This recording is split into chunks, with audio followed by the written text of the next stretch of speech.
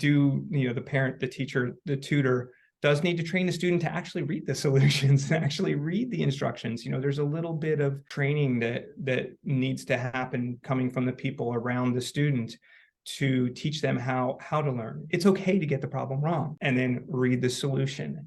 It's important that if they still don't understand, they've looked at the video, they've looked at the book, they've looked at the solution, they still don't get it, that they're willing to ask for help. And this is something some students do very naturally. For other students, particularly students who are encountering challenge for the first time, if they've raced through math and they've never had a problem and suddenly they hit something they don't know how to do, they're sometimes kind of shy about admitting that. So it's kind of coaching a child through that.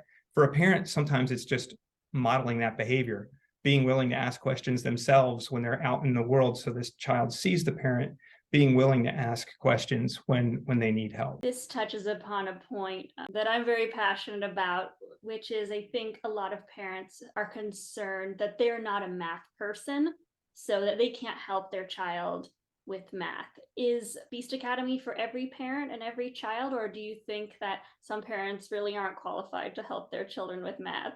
I think that it's not just Beast Academy, it's any sort of math curriculum is going to have this sort of, or any other curriculum. Like there are going to be places where you're teaching somebody a skill, if you're a homeschooler, or even if you're a teacher. I've been in this situation myself where I'm trying to teach a student through a problem that I don't know how to solve myself. So part of the most important goal, I think, of a teacher is to get the student to a point where they don't need the teacher anymore. That's the goal. To some extent, that's kind of the goal of a parent as well. They don't like to frame it that way because you want your kids to always need you. But the goal is to get the children to a point where they can take care of things themselves. So part of the teaching, the coaching that a parent is doing isn't about teaching math. It's about teaching the kind of thought processes that go into solving problems that you're stuck on, that you're seeing for the first time. So that's giving them strategies.